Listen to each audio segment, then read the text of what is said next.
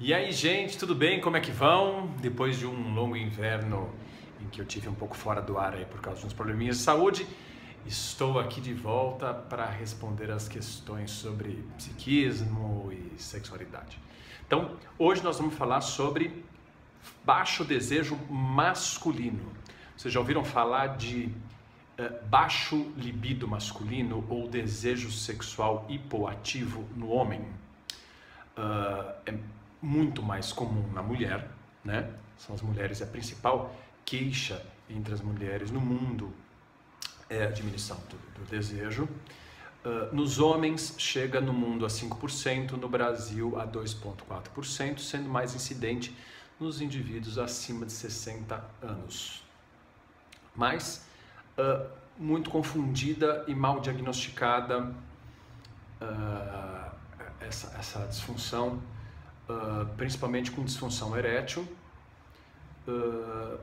onde o indivíduo começa a falhar e perder a libido, mas ele começou a falhar primeiro, e depois ele começou a perder o desejo sexual, ou a libido, que é sinônimo. Então, vamos lembrar que tem causas orgânicas e mistas, ou seja, aquelas causas que são só físicas, aquelas causas que são físicas e psicológicas, e tem as puramente psicológicas, que não citei anteriormente, mas existem aquelas causas que são puramente psicológicas. Vamos traduzir isso.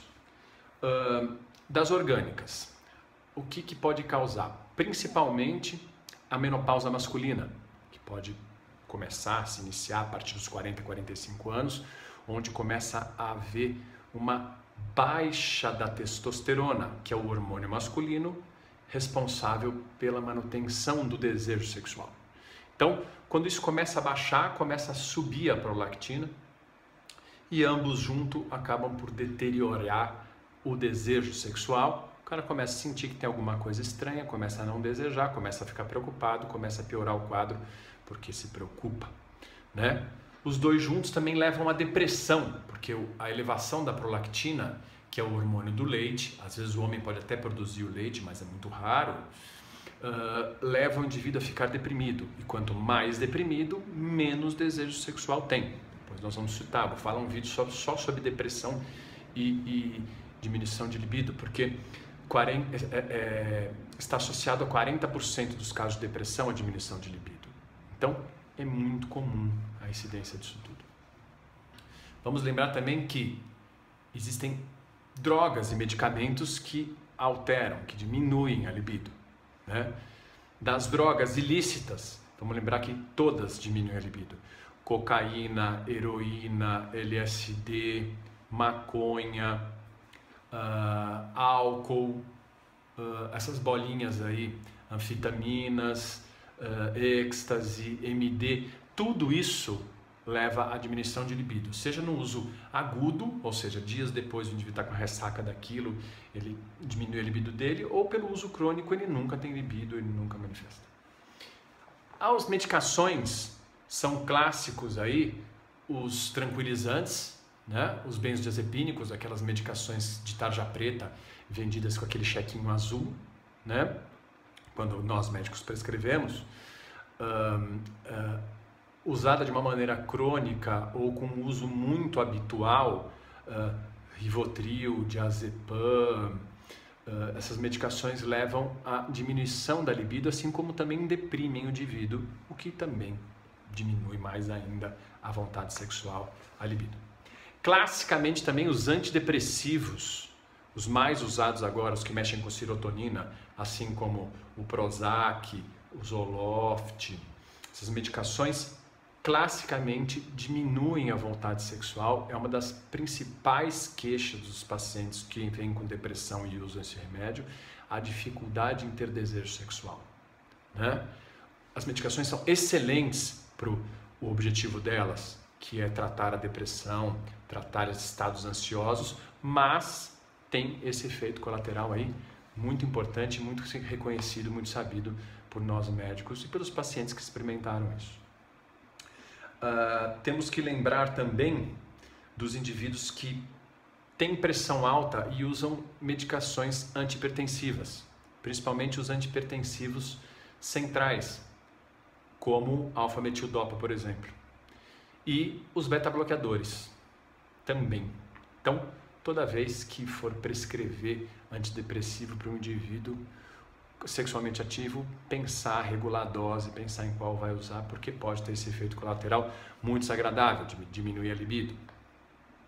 Vamos lembrar também de medicações antiulcerosas, medicações para gastrite, assim como a ranitidina, a cimetidina, podem diminuir a libido também. É um pouco mais raro, mas podem afetar. Então, saber se o indivíduo está fazendo uso disso ou não, trocar por um inibidor de bomba, tipo omeprazol, pantoprazol, lansoprazol, que não tem esse efeito colateral, né? E aqueles indivíduos com tratamento de próstata, que estão usando antiandrogênicos, né? Também tem um efeito colateral de causar a diminuição de libido. Bom, dentro das causas físicas, citamos todas, agora nós entramos para as sejam psicológicas, psiquiátricas. Além da clássica, né, a depressão, que, como eu falei antes, está associada a 40% de perda de libido, né, onde o indivíduo começa a sentir perda da vitalidade, uma circunstancialidade das relações dele, isolamento, começa a sentir remorso das coisas, culpa pelas coisas, começa a se lastimar, ruminar demais, tem diminuição de desejo sexual, diminuição do apetite sexual, diminuição ou aumento do apetite alimentar, diminuição ou aumento do sono, perda de vontade de trabalhar, tomar banho, se cuidar. Tudo isso são sintomas de depressão e a gente tem que estar muito atento. Tem tratamento, tem resolução. Tem que ser procurado o especialista correto para tratar. Vamos lembrar que dentro dessas causas psiquiátricas, psicológicas, a gente tem vários outros transtornos que cursam com disfunção sexual, com diminuição de libido, né? Toque é um deles, o indivíduo encana com a questão do desempenho, acaba diminuindo o libido e ele fica com isso pensando, isso fica reentrante na cabeça dele, né? Fobias específicas, com medo de perder libido, ou que tomam o indivíduo de ansiedade, ele acaba gastando energia emocional dele com a fobia, acaba perdendo o desejo sexual, né? Vamos lembrar também que